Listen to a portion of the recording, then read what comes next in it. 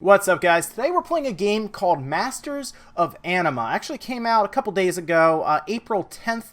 It hit the eShop, Steam, PS4, Xbox One. It's pretty much out on all systems from what I've seen, and it appears to be the same price pretty much across the board at $19.99. Now, as I've been playing through this game, as I've played it for a little bit now, I started to kind of realize it's like, if you remember the game Overlord back in the early part of the 360 and PS3 days. I specifically remember playing it on the 360. It's similar to that. It's kind of like that mixed with maybe more of like a Pikmin as well.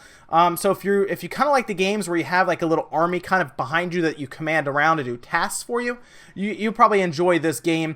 As a lot of reviewers have pointed out, the story is kind of barren, kind of weak. But the gameplay overall, from what I've been playing, is actually pretty fun if you really enjoy these types of games. Now, this video is not intended to be a review of any kind. It's more or less impressions and then just giving you an idea of what the game is so you can figure out if this is a game you want to pick up or if it's one you might want to pass on for the $20. So we're just going to play through here. This is towards more of the beginning of the game. And what we're doing in this instance is we're going around looking for crystals to destroy. I need to destroy 15 of them, and I've destroyed 9 of them at this point. So you see I kind of have a little army kind of following me around, which I summoned a bunch of them. Right now I have 2 different types. I have sentinels, which are kind of like the front line, which are these guys. You actually pick between the different types with L and R, which is cool. And then I have like these archers that basically are kind of weak, and they'll take a lot of damage, but they also can dish out a lot of damage, and they have kind of that ranged, that ranged mode to them, which is pretty nice. So let's take a trek up here, and we're gonna have some different crystals and stuff and enemies pop up here, and this is gonna kind of give us an idea of how the combat kind of works here. It's, as you can see here, explained to me about explosive shots. So when activated by battle cry ability, Sentinels release a powerful shot, dealing massive damage to a target. And the thing about that is, as you can see, they're forced to stand still, which means they're going to get destroyed a lot. What's going to end up happening is, like any other game where you're commanding stuff around, you end up getting a lot of your little army guys killed. They end up getting destroyed a lot. It's happened to me a lot. So, but you can summon them pretty frequently, actually. So we're going to send, I guess, sentinels that way. And we're going to kind of run around here and try to... Actually, I'll pull them back since they're about to do some kind of area attack. And we'll kind of run in now, and I'm going to have the sentinels kind of shoot from over here. And it's not a massive deal if they get destroyed, as you see there, because you can summon them fairly easily, as you can see there. And you have these green spheres that you have that allow you to summon them. So I can continue to summon them as I need to, as long as I have kind of that supply at the bottom, which you end up picking up quite a bit of. So you can continue to do that, and the other nice thing is your person is technically not completely defenseless. So let me pull them back, actually. So I can actually help my my little guys fight, which is nice. So we're going to kind of work around here, and I'm trying to get rid of one of them right now, and you can also multitask, of course, but I'm kind of focusing fire on one, so I can actually run up and start hitting them as well. And I'll just kind of stay out of the way as this guy over here is kind of throwing rocks. And we're taking care of his health pretty well. Now, he also has like a rage meter at the bottom. It's that yellow bar. And you want to try to get rid of him before that fills up, because then he starts going crazy and just pretty much wiping you out. So let me get these guys back here since he's about to do some kind of area attack. And then we'll just rush back in, and should be getting rid of him actually pretty soon now that I'm looking at it. It's not going to be much longer. And this is kind of what you see for a lot of the combat, especially in the beginning. You're kind of commanding your troops around, and that's kind of the type of game it is, as I was just saying. It's a game where you have troops that you pretty much command around in real time. Think of like I said, like an RTS kind of. And they pretty much follow your commands, and you try to use them, I guess, in the most strategic way that you can.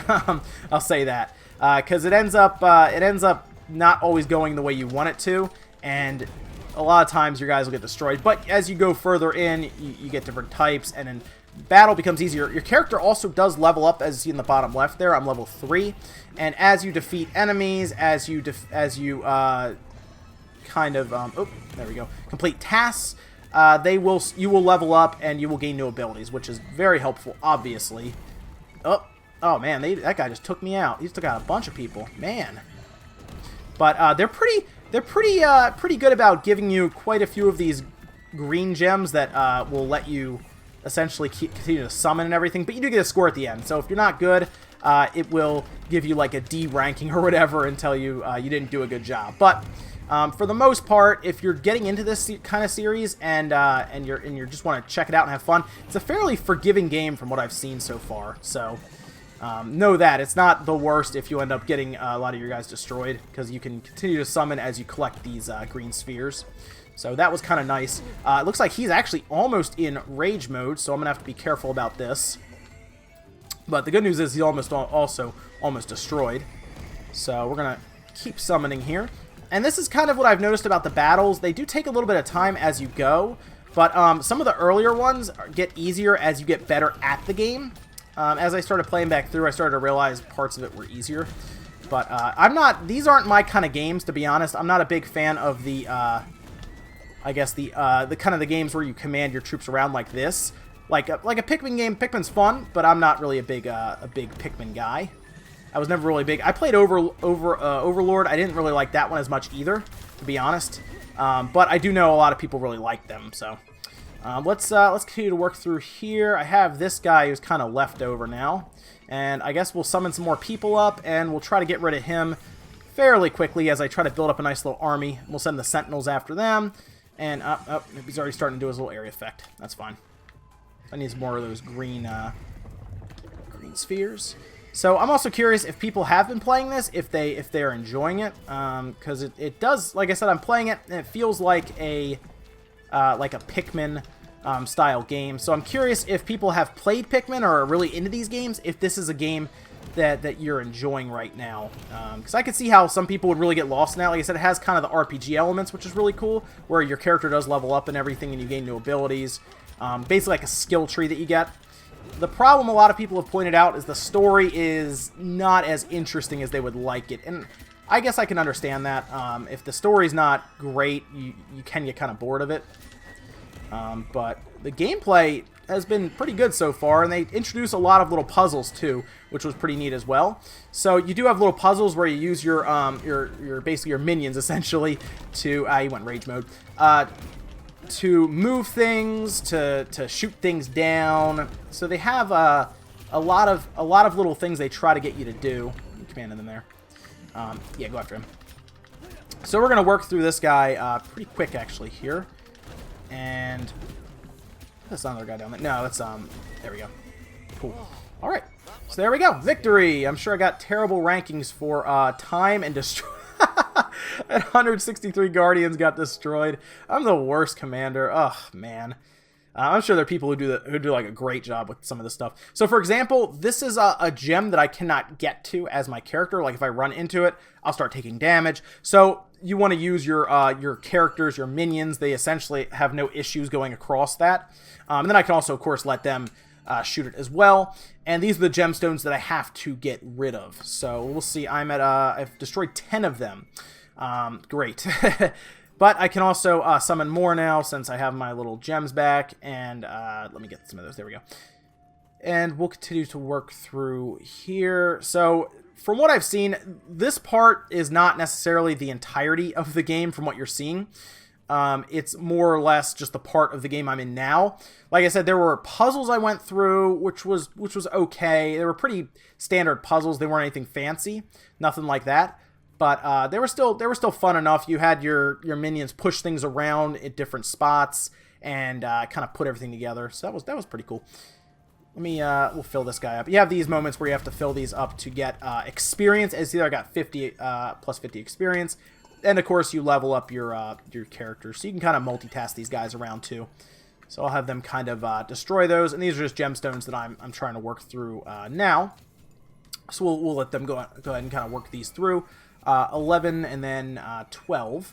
I'll also show you guys some footage in handheld mode as usual, just to give you an idea. The game runs fair enough in handheld mode as well. Didn't really notice anything crazy there. So it works well. This actually works pretty well as a handheld game. I actually like the idea of this. in handheld. It appears to be a 30 frames per second game, just in case anyone is wondering frame rate.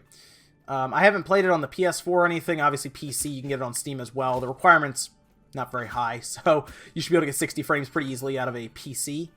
Yeah, there we go. So they'll continue to work through that. We'll get ZR here. Healing crystal, it's like a healing crystal. Get all our health back.